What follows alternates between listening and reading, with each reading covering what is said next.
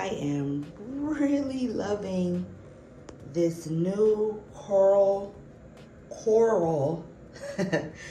by Extreme Sheen. So it is a metallic. So that's that pinkish peachy color that you see there in the center. And here it is down here as well. Oh my gosh, look at that. That's so pretty. I didn't even see that. Wow. And I also added Champagne Gold by Extreme Sheen.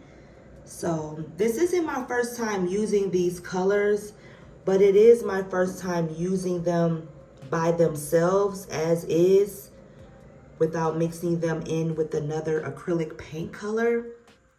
So I'm gonna play around with that a little bit more. I just really do like adding it to my acrylic paint colors to make them or give them more of a shine. And I do love them by themselves, the Extreme Sheen paints, but they do tend to take over. So you really do have to be careful with how much you're using and with what colors, because they will take over your painting. But I absolutely love this composition, and that is a custom cream base that I use. I just added a little bit of yellow and a ton of white. So I can't wait to see how this one dries, and thank you for watching.